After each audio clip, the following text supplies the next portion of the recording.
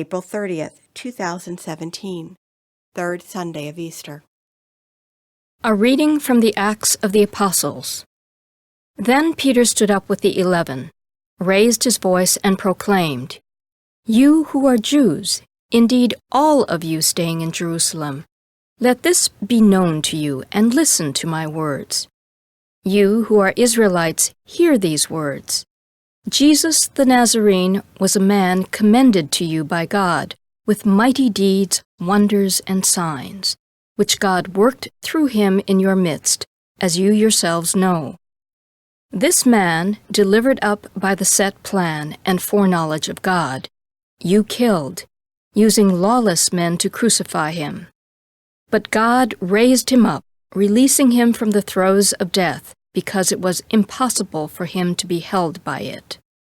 For David says of him, 'I saw the Lord ever before me.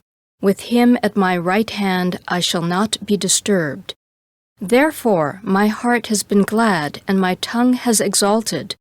My flesh too will dwell in hope, because you will not abandon my soul to the netherworld, nor will you suffer your Holy One to see corruption.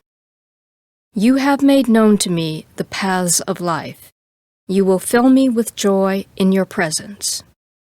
My brothers, one can confidently say to you about the patriarch David that he died and was buried, and his tomb is in our midst to this day.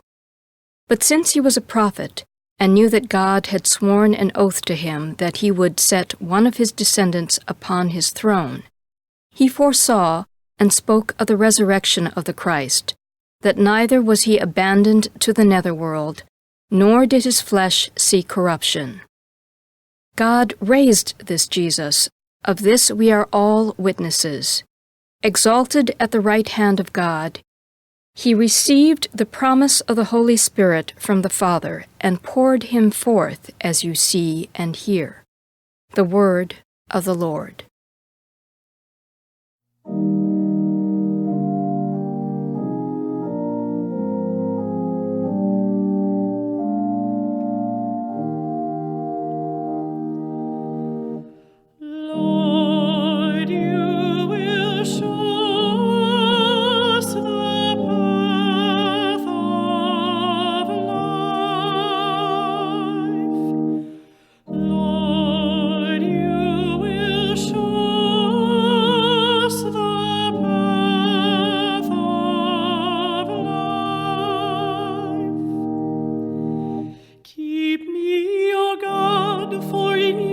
Take refuge. I say to the Lord, my Lord are you. O Lord, my allotted portion and my cup, you it is who hold fast my lot. Lord, you will show us the path of life. I bless the Lord who counsels me. Even in the night my heart exhorts me. I set the Lord ever before me.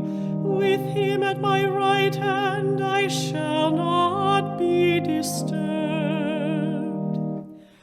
Lord, you will show us the path of life.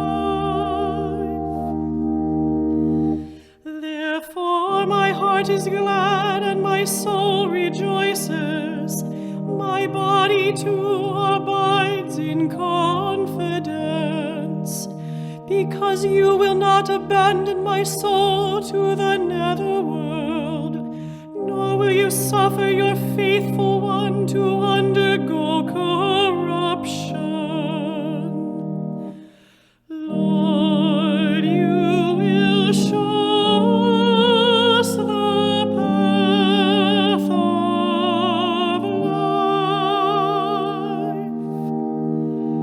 You will show me the path to life, abounding joy in your presence, the delights at your right hand forever.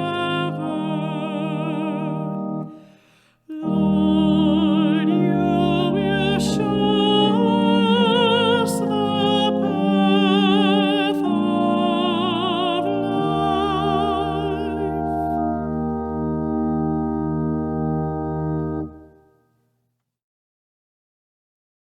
A reading from the first letter of St. Peter.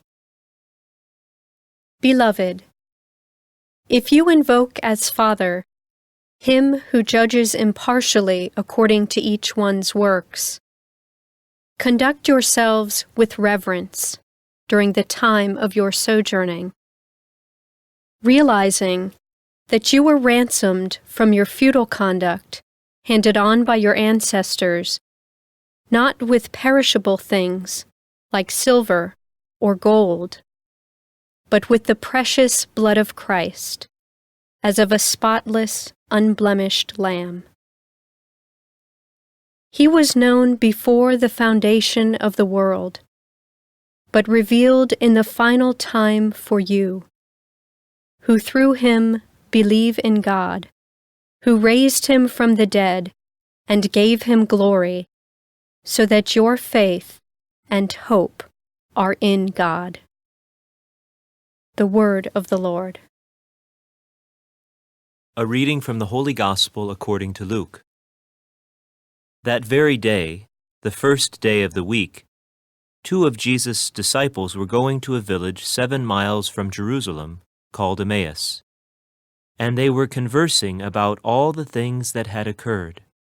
And it happened that while they were conversing and debating, Jesus himself drew near and walked with them, but their eyes were prevented from recognizing him. He asked them, "What are you discussing as you walk along?" They stopped, looking downcast. One of them, named Cleopas, said to him in reply, "Are you the only visitor to Jerusalem who does not know of the things that have taken place there in these days?" And he replied to them, "What sort of things?" They said to him, "The things that happened to Jesus the Nazarene, who was a prophet mighty in deed and word before God and all the people, how our chief priests and rulers both handed him over to a sentence of death and crucified him. But we were hoping that he would be the one to redeem Israel. And besides all this, it is now the 3rd day since this took place. Some women from our group, however, have astounded us. They were at the tomb early in the morning and did not find his body. They came back and reported that they had indeed seen a vision of angels who announced that he was alive. Then some of those with us went to the tomb and found things just as the women had described, but him they did not see." And he said to them, "Oh, how foolish you are! How slow of heart to believe all that the prophets spoke! Was it not necessary that the Christ should suffer these things and enter into his glory?" Then, beginning with Moses and all the prophets, he interpreted to them what referred to him in all the Scriptures. As they approached the village to which they were going, he gave the impression that he was going on farther. But they urged him, "Stay with us, for it is nearly evening and the day is almost over." So he went in to stay with them, and it happened that, while he was with them at table, he took bread, said the blessing, broke it, and gave it to them. With that their eyes were opened, and they recognized him, but he vanished from their sight. Then they said to each other, "Were not our hearts burning within us, while he spoke to us on the way and opened the Scriptures to us?" So they set out at once and returned to Jerusalem, where they found gathered together the 11, and those with them who were saying, "The Lord has truly been raised and has appeared to Simon." Then the 2 recounted what had taken place on the way, and how he was made known to them in the breaking of bread. The Gospel of the Lord.